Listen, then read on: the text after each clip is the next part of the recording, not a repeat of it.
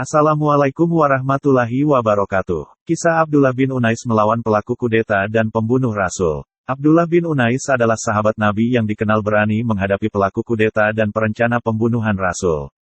Sebelumnya subscribe channel ini supaya mendapat video kisah inspirasi terbaru dari kami yang kami angkat dari berbagai sumber dan kami sajikan dalam bentuk entertainment dan semoga menjadi ladang pahala bagi kita semua, karena semua kebenaran hanyalah milik Allah Subhanahu wa Ta'ala.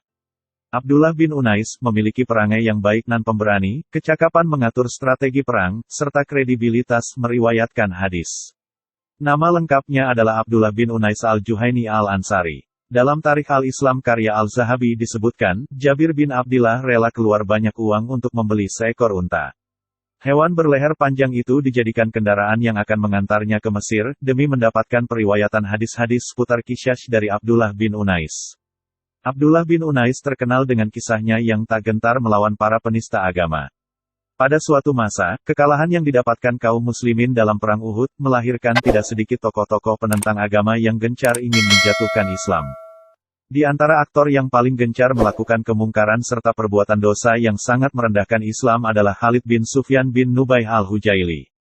Khalid bin Sufyan pernah melakukan negosiasi bersama Rasulullah untuk memeluk agama Islam dengan syarat mengizinkannya melakukan perbuatan zina. Namun Rasul menentangnya mentah-mentah.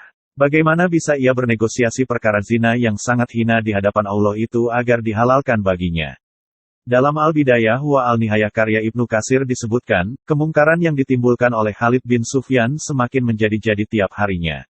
Ia mengumpulkan banyak orang untuk merencanakan pembunuhan terhadap Rasulullah. Bani al-Hujail, yang merupakan klan dari Khalid adalah kelompok yang sangat berpengaruh, sehingga ia bisa sangat mudah memengaruhi orang-orang pinggiran seperti suku Lihyan untuk bersekutu dengannya. Mereka melakukan strategi pembunuhan Rasulullah Shallallahu Alaihi Wasallam di Urana, suatu tempat di dekat Arafah. Rencana pembunuhan Rasulullah Shallallahu Alaihi Wasallam yang dilakukan oleh Khalid bin Sufyan telah sampai di telinga Rasulullah dan sangat membuat beliau khawatir. Nabi khawatir atas pengaruh Bani al-Hujail terhadap Bani Quraisy yang dapat menimbulkan lebih banyak tokoh-tokoh penentang agama nantinya. Rasulullah Shallallahu Alaihi Wasallam pun mencari cara agar dapat mengalahkan Khalid bin Sufyan. Rasul pun mendapati seorang sahabat yang memiliki latar belakang dengan jiwa pemberani dan semangat juang yang tinggi, tidak lain adalah Abdullah bin Unais, seorang pemuda Ansar.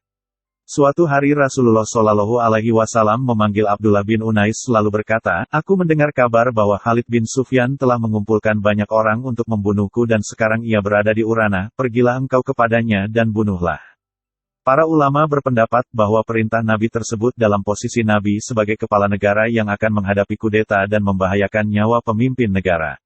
Tanpa ragu, ia pun menerima tugas yang diberikan oleh Rasul dan berkata, "Wahai Rasulullah, jelaskanlah pada saya ciri-ciri orang tersebut agar saya dapat mengenalinya." Rasulullah Shallallahu Alaihi Wasallam menjawab, "Apabila engkau melihatnya, engkau akan menggigil karenanya." Hal ini menandakan betapa menakutkannya Khalid bin Sufyan dan menciutkan nyali orang yang mendengarnya. Abdullah bin Unais yang memiliki sifat pemberani dan pahlawan sejati tak memiliki rasa takut sama sekali. Tanpa banyak bertanya, ia bergegas meminta izin kepada Rasul untuk segera bergegas menuju Urana. Dalam perjalanan, Abdullah mulai mencari strategi yang tepat untuk melawannya. Sesampainya di Urana, Abdullah bin Unais mendapati seorang yang sesuai dengan deskripsi yang diberikan oleh Rasul. Orang itu berpenampilan begitu sangar dan begitu menakutkan, serta dikelilingi oleh wanita-wanita penghiburnya. Sebelum Abdullah mendatanginya, Abdullah bin Unais teringat bahwa ia belum melaksanakan salat asyar, namun ia tidak mungkin mengungkap jati dirinya di hadapan Khalid bin Sufyan dengan melaksanakan salat. Kemudian ia beriktihad salat sambil berjalan, ruku, dan sujud dilakukan dengan isyarat kepala. Ketika sampai di hadapan Khalid bin Sufyan, ia bertanya, "Siapakah engkau?"